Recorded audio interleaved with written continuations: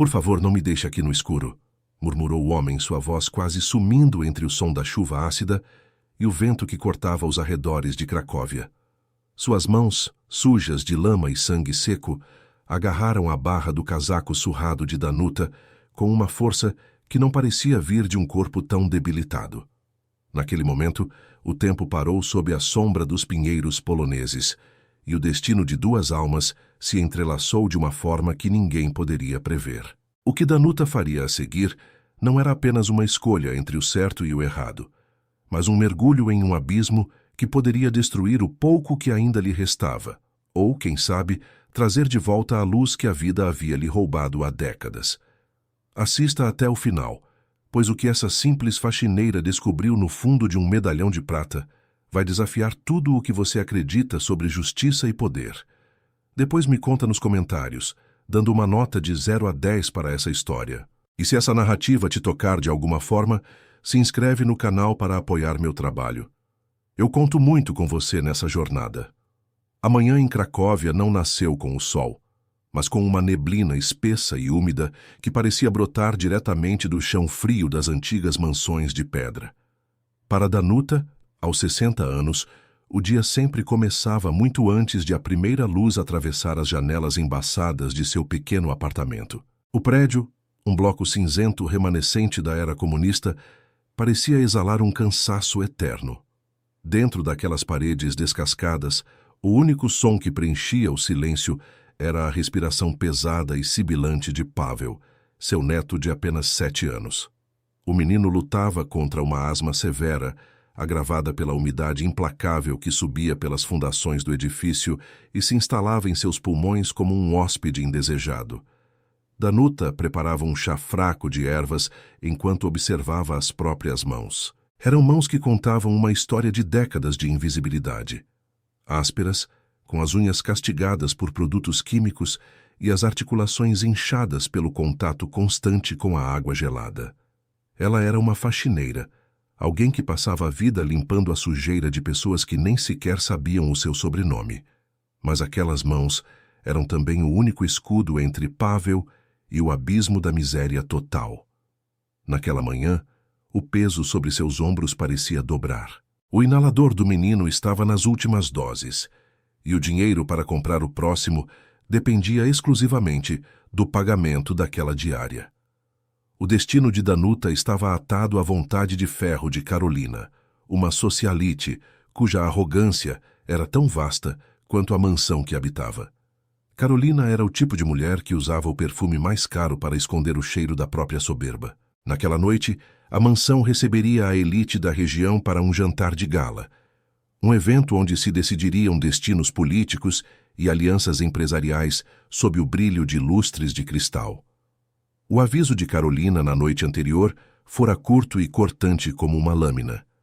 Danuta, se você chegar 1 minuto atrasada para a preparação, pode considerar-se demitida, e não espere receber 1 centavo pelo que já trabalhou este mês. Eu não tolero incompetência, e há uma fila de mulheres desesperadas querendo o seu lugar. Aquilo não era apenas um aviso, era uma sentença. Danuta sabia que Karolina não estava blefando. A mulher tinha prazer em exercer poder sobre os que não tinham voz. Com o coração apertado, Danuta deu um beijo na testa febril de Pavel, deixou-o aos cuidados de uma vizinha idosa e montou em sua bicicleta velha. O selim estava úmido, e as correntes rangiam a cada pedalada, um som que ecoava pela estrada isolada cercada por pinheiros altos. O frio de outubro na Polônia não era apenas um clima, era uma presença física que cortava a pele e entrava nos ossos. Ela pedalava contra o tempo, cada segundo contava. Se perdesse aquele emprego, não haveria inalador. Se não houvesse inalador, Pavel acabaria em um hospital público superlotado, onde a atenção era um luxo que eles não podiam pagar. A estrada que levava ao bairro nobre era sinuosa e solitária, ladeada por florestas que pareciam guardar segredos de séculos passados. A chuva começou a cair, uma garoa fina e gelada que turvava a visão e tornava o asfalto escorregadio. Foi então que ela viu. A cerca de 10 metros de distância, parcialmente escondido por um amontoado de folhas mortas e lama, havia um vulto. No início, Danuta pensou ser um animal grande que fora atropelado, mas, ao se aproximar, o horror a paralisou. Era um homem. Ele estava caído de bruços no acostamento, vestindo roupas que eram pouco mais que trapos encharcados. O corpo dele tremia de forma violenta, um espasmo involuntário de quem estava no limite da hipotermia. Danuta freou bruscamente, o som do metal rangendo contra o metal ecoando na floresta silenciosa. Seu coração batia freneticamente contra as costelas. Ela olhou para o relógio velho em seu pulso. Faltavam 20 minutos para o horário imposto por Carolina.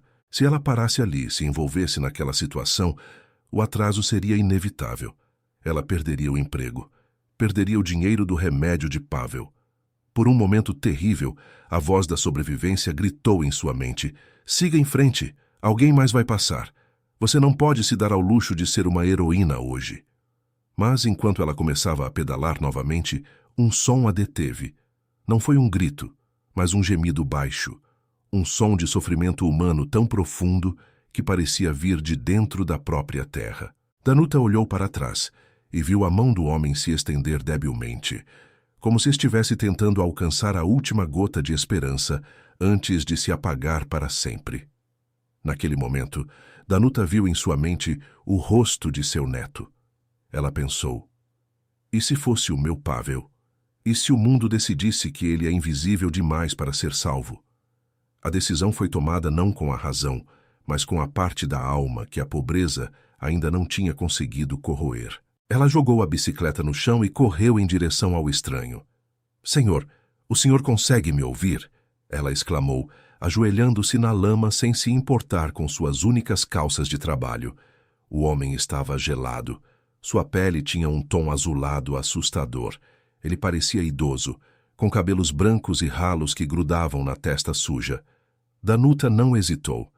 Ela tirou o próprio casaco, sua única proteção contra o frio cortante, e o envolveu ao redor dos ombros do homem. Ela pegou o celular, um modelo antigo com a tela trincada, e viu que o sinal estava fraco. Restavam poucos minutos de crédito. Ela discou para a emergência, sua voz tremendo enquanto tentava explicar a localização exata naquela estrada deserta. "Por favor, venham rápido! Ele está morrendo!" ela implorou. Enquanto aguardava a confirmação, o homem abriu os olhos. Eram olhos de um azul intenso, mas nublados pela dor e pelo choque.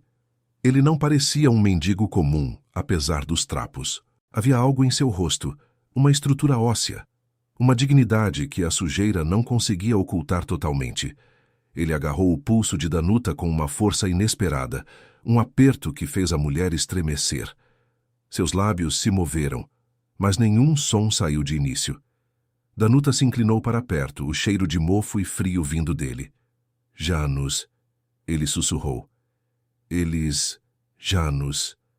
"Calma, o socorro está vindo."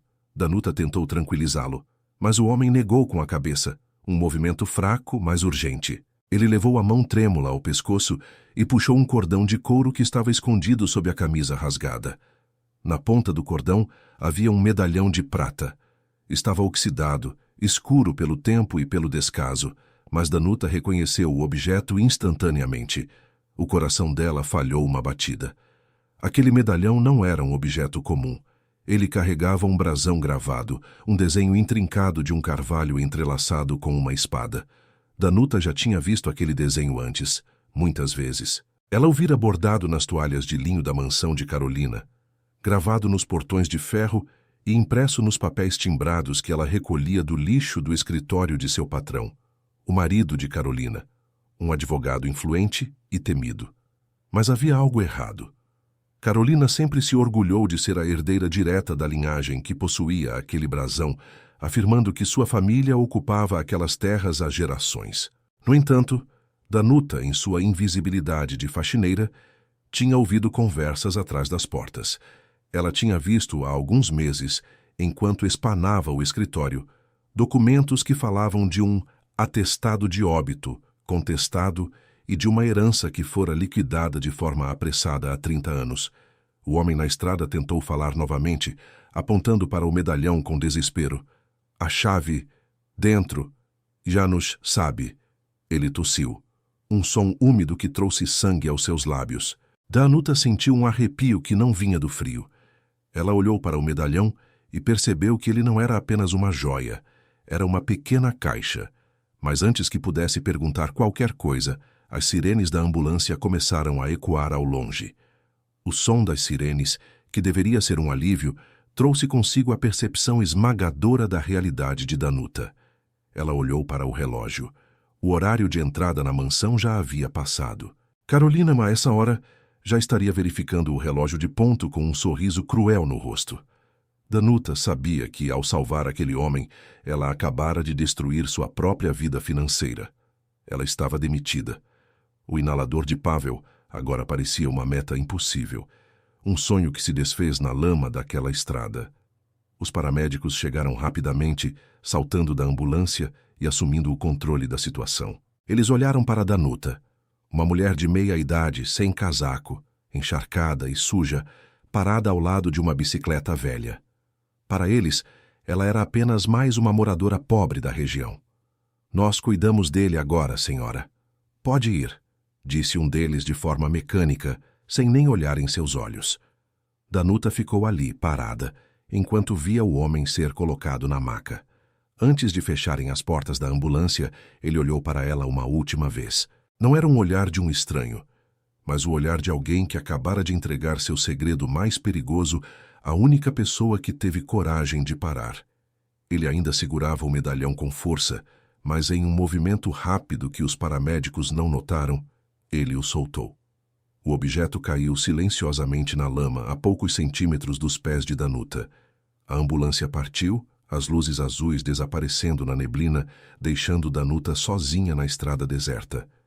O silêncio que se seguiu foi ensurdecedor. Ela se abaixou e pegou o medalhão. O metal frio parecia queimar sua palma. Ela sabia que deveria ir para a mansão, tentar implorar pelo emprego, inventar uma desculpa, qualquer coisa. Mas ela também sabia que Carolina não conhecia a palavra misericórdia. Ao montar na bicicleta, suas pernas pesavam como chumbo. O trajeto até a mansão foi um borrão de desespero. Quando ela finalmente chegou aos portões de ferro, o segurança nem precisou abrir a boca. Ele apenas apontou para uma sacola de plástico jogada perto da guarita.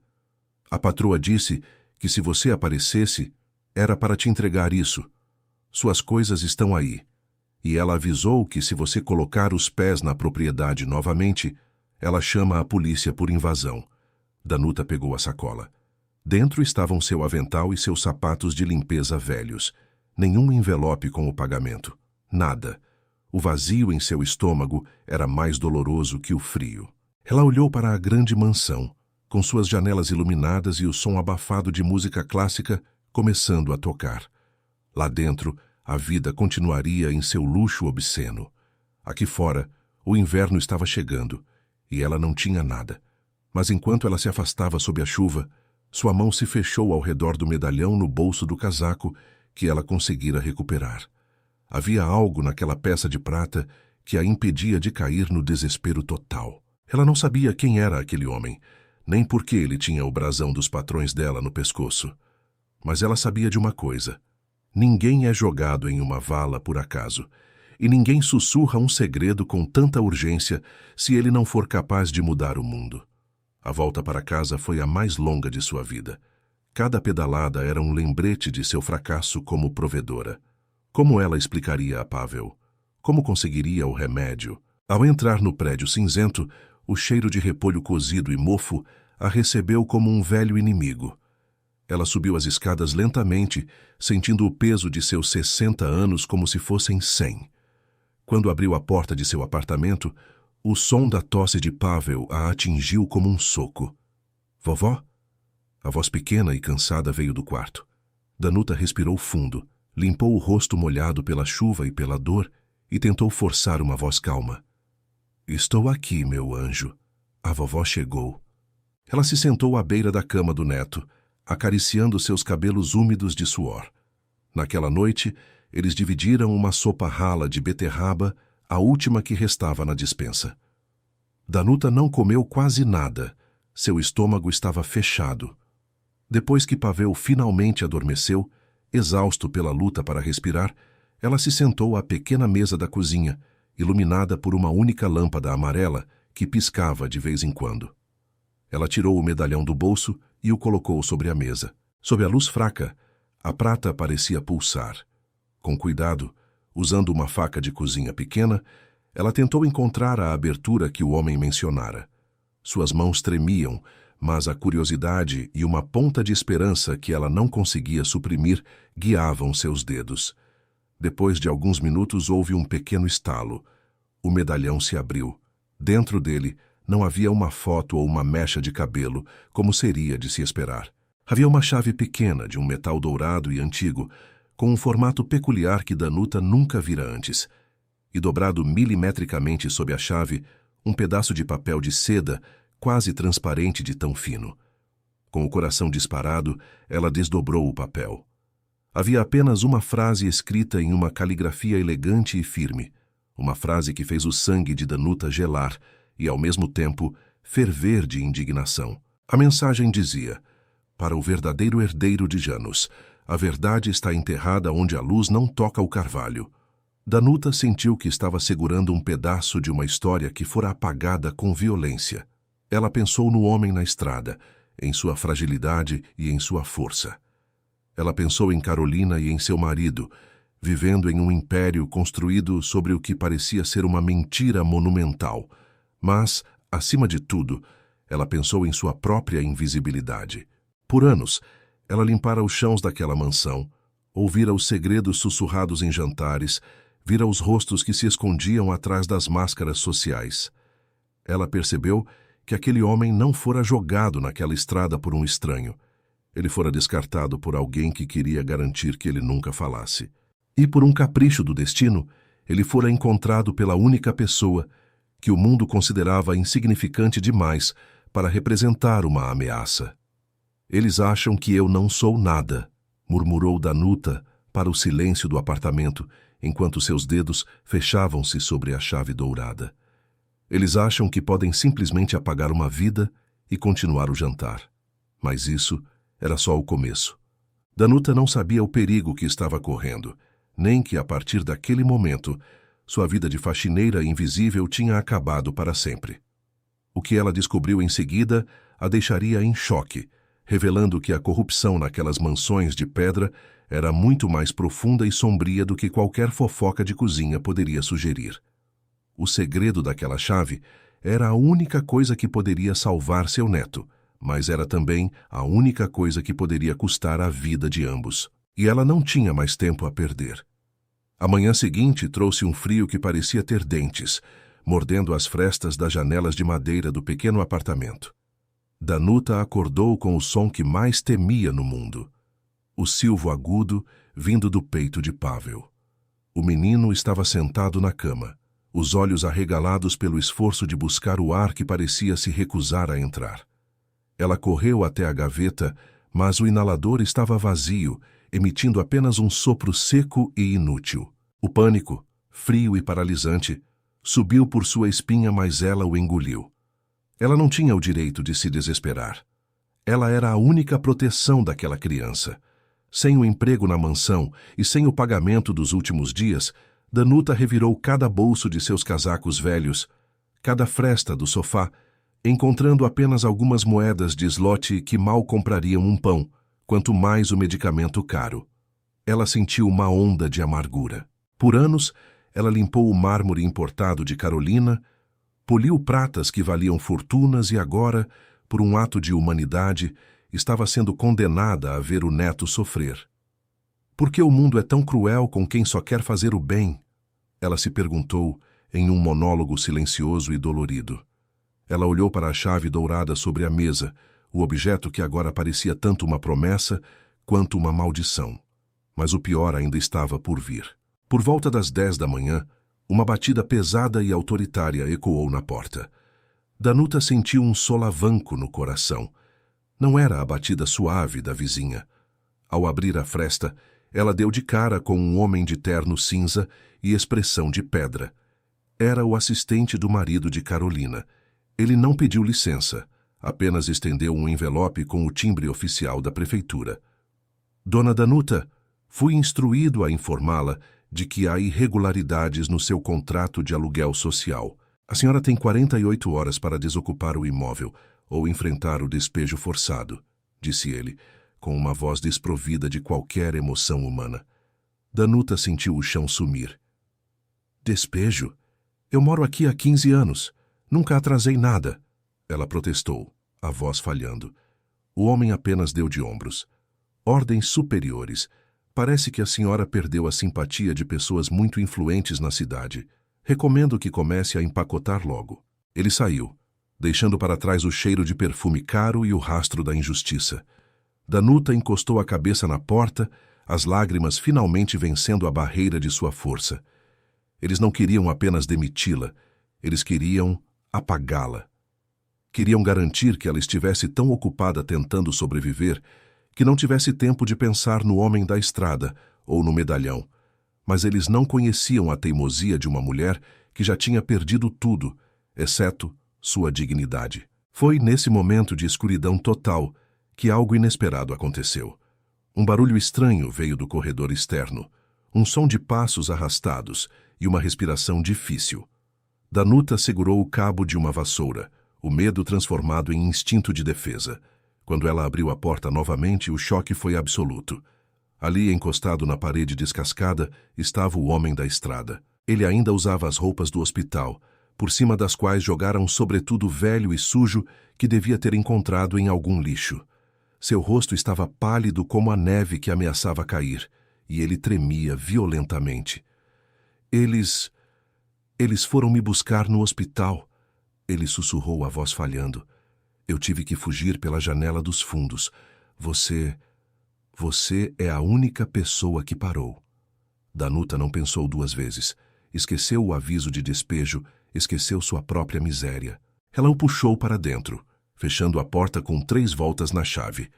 O homem, que agora ela sabia se chamar Marek, desabou na cadeira da cozinha. Enquanto ela preparava uma sopa de beterraba rala, a única coisa que restava na despensa, Marek começou a falar, e cada palavra dele era como uma granada explodindo na pequena cozinha. Eles me mantiveram preso por 30 anos, Danuta, um sanatório isolado nas montanhas. Me deram nomes falsos, me doparam com remédios que nublam a mente. Tudo para que Janus, meu irmão, pudesse declarar minha morte e ficar com as terras da nossa família, contou Marek, suas mãos nodosas apertando a tigela quente. Janus morreu há 5 anos, e eu achei que finalmente seria livre. Mas o testamento dele... Ele deixou tudo para Carolina, a filha que ele criou no veneno. Ela e o marido advogado descobriram que eu ainda estava vivo e tentaram me apagar de vez. Danuta ouvia tudo em silêncio absoluto, o coração batendo na garganta. Ela pensou na chave e no papel de seda. Marek, eu encontrei isso dentro do seu medalhão, ela disse, colocando os objetos sobre a mesa. Os olhos azuis do homem se encheram de lágrimas ao ver a chave dourada. Essa chave, ela abre mais do que um cofre, Danuta. Ela abre a prova de que cada centavo que Carolina ostenta pertence a uma fundação que meu pai criou para crianças doentes. Eles estão drenando o dinheiro que deveria salvar vidas para comprar diamantes e silenciar pessoas. O olhar de Marek então se desviou para o quarto, onde a tosse de Pavel continuava, persistente e cruel. Ele percebeu a falta do inalador sobre a mesa. O silêncio que se seguiu foi carregado de uma compreensão mútua. Ambos eram vítimas do mesmo sistema que esmagava os fracos para alimentar os gananciosos. E foi ali, naquela cozinha humilde, que a faxineira invisível e o herdeiro esquecido selaram um pacto silencioso. Mas o perigo era iminente. Enquanto eles conversavam, um carro preto com vidros escuros estacionava silenciosamente na esquina do bloco de apartamentos. Carolina e seu marido não iam esperar as 48 horas do despejo. Eles sabiam que Marek estava ali, e eles não pretendiam deixar testemunhas. Danuta olhou pela janela e viu o reflexo das luzes do carro. Ela percebeu que não tinha apenas acolhido um estranho. Ela tinha trazido uma guerra para dentro de sua casa. Precisamos sair daqui, sussurrou Danuta, sua voz agora firme com uma coragem que ela nunca soube que possuía. Mas para onde? Perguntou Marek, debilitado demais para correr. Danuta olhou para a chave dourada e depois para o neto. Ela sabia que a resposta não estava em fugir, mas em atacar o coração do inimigo. O que ela não imaginava é que a próxima descoberta escondida em um escritório que ela mesma costumava limpar mudaria completamente o jogo. E o que aconteceu em seguida foi ainda pior. O som da maçaneta girando com violência ecoou pelo pequeno apartamento como um tiro de misericórdia. Não eram mais batidas autoritárias, era uma invasão iminente. "Abra essa porta, Danuta! Sabemos que ele está aí dentro!" gritou uma voz rouca vinda do corredor. Danuta sentiu o sangue sumir de seu rosto. Marek tentou se levantar, mas suas pernas fraquejaram, e ele caiu pesadamente contra a mesa, fazendo a sopa rala respingar no chão. O tempo, que já era escasso, parecia ter se esgotado. Em um ato de puro instinto, Danuta agarrou Pavel, que tremia de frio e falta de ar, e sinalizou para que Marek a seguisse até a pequena área de serviço. Ali, atrás de montanhas de roupas para lavar, havia uma pequena porta de metal que levava à escada de incêndio externa, um caminho que os moradores raramente usavam por estar enferrujado e perigoso. "Rápido!" ela sussurrou, a voz embargada pelo medo. Eles desceram os degraus de ferro que rangiam sob o peso de Marek, enquanto lá em cima, o som da porta principal sendo arrombada ecoava pelo prédio. Eles conseguiram chegar ao beco úmido atrás do bloco de apartamentos no exato momento em que as luzes do carro preto varriam a entrada principal. A chuva de Cracóvia agora se transformara em uma neve fina e cortante, que se misturava à lama negra do solo. Danuta guiou-os até um antigo galpão de ferramentas abandonado, a poucas quadras dali, um lugar que ela conhecia por ter limpado a rua vizinha durante anos. O abrigo era precário, com o teto furado e o cheiro de óleo velho impregnando o ar, mas era a única trincheira que lhes restava. Enquanto acomodava Pavel sobre alguns sacos de estopa, Danuta sentiu um peso esmagador em seu peito. O silêncio do galpão permitia que seus pensamentos gritassem.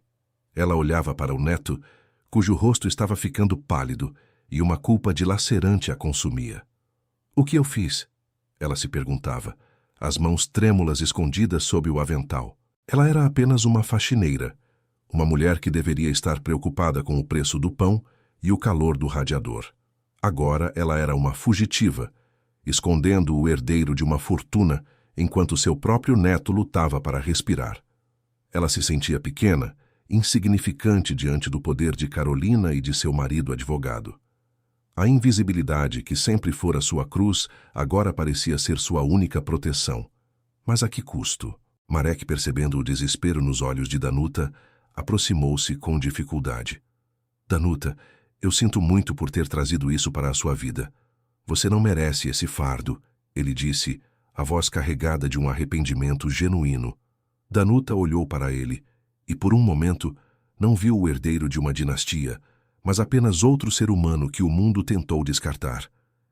"Ninguém merece ser esquecido em uma vala, Marek. Nem você, nem o meu Pavel", ela respondeu, a voz ganhando uma firmeza que surpreendeu a ambos. Foi então que, enquanto tentava aquecer as mãos de Pavel, a mente de Danuta retrocedeu a uma noite de terça-feira, meses atrás. Ela estava limpando o escritório particular do marido de Carolina, o Dr. Borovski.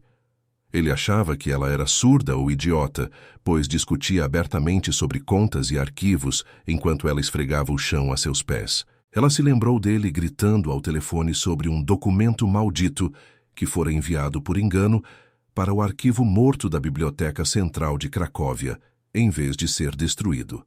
Na época, Danuta não deu importância, mas agora, olhando para a chave dourada que Marek carregava, as peças começaram a se encaixar com uma precisão assustadora. Aquela chave não era para um cofre de banco em Varsóvia, pelo menos não inicialmente. O formato peculiar da base da chave tinha um símbolo que ela vira gravado nas gavetas de metal do setor de registros históricos da biblioteca, onde ela também prestara serviços temporários. "Marek, a chave, ela não é de Varsóvia", Danuta exclamou, os olhos brilhando com uma nova compreensão. "Ela é de um arquivo local. Eu sei onde está o que eles tanto temem. Eu limpei aquele lugar por 3 anos. Eu conheço cada duto de ventilação. cada gaveta que ninguém abre há décadas. A virada era perigosa. Ir até a biblioteca central significava entrar no coração da cidade, onde as câmeras e os olhos de Borovski estariam por toda parte. Mas ficar ali significava esperar pela morte lenta de Pavel e pela captura certa de Marek. Danuta percebeu que sua maior arma não era o dinheiro ou a influência, mas o conhecimento detalhado dos lugares que a elite frequentava, mas nunca realmente via. Ela conhecia as sombras das instituições de Cracóvia melhor do que qualquer advogado. Mas o que ela não esperava era que, ao tomar a decisão de partir, ouviria o som de pneus cantando no asfalto logo do lado de fora do galpão. O inimigo não estava apenas seguindo seus rastros. Eles estavam um passo à frente. O que aconteceu em seguida foi um teste de coragem que Danuta nunca imaginou enfrentar. Ela achou que o pior já tinha passado. Ela não poderia estar mais enganada. O segredo que ela estava prestes a desenterrar era muito mais perigoso do que uma simples fraude de herança. Era algo que poderia derrubar não apenas Carolina, mas toda a estrutura de poder daquela cidade fria. E o tempo de Pavel estava se esgotando. O som das portas do carro batendo lá fora cortou o silêncio do galpão como um chicote. Através das frestas da madeira podre, Danuta viu os feixes de luz de lanternas potentes varrendo a escuridão. Eles estavam perto. "Procurem em cada canto! Ela não pode ter ido longe com um velho e uma criança", rosnou uma voz que Danuta reconheceu como a de um dos capangas de Borovski. O pânico subiu por sua garganta, mas o que a paralisou de verdade foi o som que veio logo em seguida. O silvo da respiração de Pavel parou. O menino estava com os olhos arregalados, a boca aberta, mas o ar simplesmente não entrava mais. Ele estava sufocando. Naquele momento, o mundo de Danuta desmoronou. Ela apertou o neto contra o peito, as lágrimas escorrendo por suas bochechas enrugadas. "Não agora, meu anjo. Por favor, não agora." Ela implorava em um sussurro inaudível. Marek, mesmo debilitado, agiu com uma rapidez desesperada. Ele encontrou um velho cano de borracha e, com as mãos trêmulas, tentou improvisar algo que ajudasse a abrir as vias aéreas do menino, mas era inútil sem o medicamento. A situação era desesperadora. Se eles saíssem para buscar ajuda, seriam capturados. Se ficassem, Pavel morreria em seus braços. Enquanto as lanternas se aproximavam da porta do galpão, Danuta sentiu uma fúria fria substituir o medo. Por toda a sua vida, ela fora a mulher que limpava as manchas, que abaixava a cabeça, que aceitava as migalhas. Ela era a invisível que via tudo, mas nunca falava. Mas ali, vendo a vida de seu neto escorrer pelos dedos, por causa da ganância de pessoas que já tinham tudo, algo dentro dela se quebrou. Ou talvez, finalmente tenha se consertado. "Eles acham que eu sou apenas poeira", ela pensou, os dentes cerrados. Mas a poeira pode cegar quem se acha grande demais. Ela se lembrou de que aquele galpão não era apenas um depósito. Ele fora construído sobre as antigas fundações de uma lavanderia industrial que servia à cidade décadas atrás. Como faxineira municipal, ela sabia que muitos desses prédios antigos eram conectados por túneis de serviço usados para escoar águas cinzentas. Com uma força que não sabia que possuía, ela arrastou um pesado caixote de madeira, revelando uma tampa de ferro fundido. "Marek, me ajude!" ela sibilou. Juntos eles alavancaram a tampa no exato momento em que a porta do galpão era chutada por um dos homens. Eles mergulharam na escuridão úmida do túnel, segundos antes de a luz da lanterna iluminar o lugar onde estavam. O cheiro de lodo e água parada era sufocante, mas para Danuta era o cheiro da liberdade. Eles caminharam curvados pelo túnel estreito, com Danuta carregando Pavel, cuja pele estava gélida. Ela sabia exatamente para onde aquele túnel levava. Ele terminava nos fundos da biblioteca central, o lugar onde a chave dourada ganharia sentido. Mas o caminho não seria fácil. O túnel estava parcialmente desabado, e a água subia até os joelhos. Marek mal conseguia se manter em pé, e a cada passo, o tempo parecia se dilatar. "Eu não vou conseguir, Danuta. Deixe-me aqui e salve o menino." Ele ofegou, encostando-se na parede de tijolos úmidos. Mas Danuta não parou. Nós vamos todos, Marek, ou ninguém vai, ela respondeu, sua voz ecoando como um trovão no espaço confinado. Ao chegarem à saída do túnel, já nos fundos da biblioteca, a sorte finalmente pareceu sorrir para eles. Uma farmácia de plantão ficava logo na esquina. Danuta, usando o pouco de coragem que lhe restava e o medalhão de prata como garantia, implorou ao farmacêutico por um inalador. O homem, vendo o estado daquela mulher e da criança em seus braços, não hesitou. O primeiro jato de medicamento fez Pavel tossir violentamente, e o som do ar voltando para seus pulmões foi a música mais doce que Danuta já ouvira. Com Pavel estabilizado e Marek escondido entre as sombras das prateleiras de livros antigos, Danuta usou sua chave mestra de faxineira para entrar na seção de registros históricos. O silêncio da biblioteca era absoluto, quebrado apenas pelo batimento cardíaco acelerado de Danuta. Ela encontrou a gaveta de metal com o carvalho gravado, o símbolo da família que ela agora sabia ser uma fraude. Ela inseriu a chave dourada. O mecanismo girou com um clique suave, revelando um fundo falso. Lá dentro, não havia apenas o testamento original de Janus, mas algo muito pior.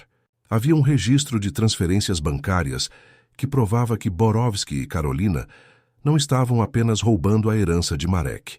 Eles estavam desviando fundos de assistência social da prefeitura para contas no exterior, o mesmo fundo que deveria ter reformado o prédio de Danuta e garantido o tratamento de Pavel. O que ela segurava nas mãos era a prova de que a miséria de sua vida e a doença de seu neto não eram frutos do azar, mas de um crime planejado por quem ela servia. Mas a vitória ainda estava longe. Enquanto ela segurava os documentos, as luzes do salão principal se acenderam. Pelo reflexo do vidro, ela viu a silhueta elegante e sinistra de Karolina, segurando uma pequena arma e sorrindo com um desprezo que gelava a alma. Você realmente achou que uma faxineira poderia me derrubar, Danuta? A voz de Karolina ecoou, doce e mortal. Entregue os papéis agora, ou o seu neto não terá uma segunda chance de respirar. O confronto final havia chegado, e a Invisível teria que enfrentar o monstro que ela mesma ajudou a sustentar com seu silêncio por tantos anos. Mas Karolina não sabia que Danuta já não tinha mais nada a perder, e isso a tornava a pessoa mais perigosa naquela sala. O que aconteceu em seguida foi algo que Cracóvia nunca esqueceria.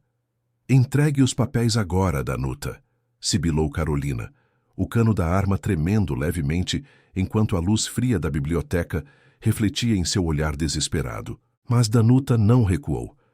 Ela sabia que a arrogância de Karolina era sua maior fraqueza, o ponto cego de quem sempre se achou intocável.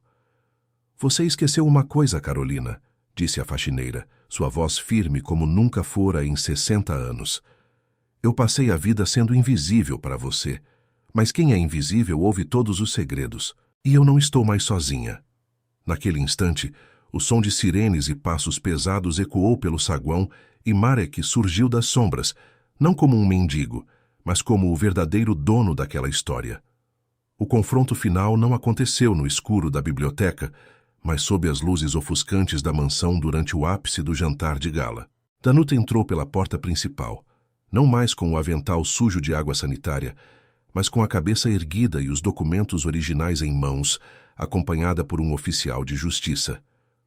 O silêncio que caiu sobre o salão de mármore foi absoluto. Karolina, cercada pela elite de Cracóvia, tentou gritar e ordenar que a retirassem, mas quando Marek caminhou até o centro do salão e o medalhão de prata foi apresentado como prova de sua identidade, o império de mentiras ruiu. Borovski foi algemado diante de seus clientes, e Karolina viu sua máscara de perfeição ser estraçalhada. Eles não perderam apenas o dinheiro, perderam a alma diante de todos que tentaram impressionar.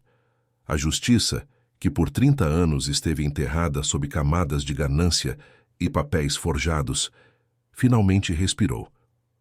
Marek recuperou seu nome e suas posses, mas ele não desejava viver naquela mansão fria e manchada por traições. Com a ajuda de Danuta, ele transformou a propriedade no Centro de Acolhimento Janus, um lugar dedicado a tratar crianças com problemas respiratórios e abrigar idosos desamparados.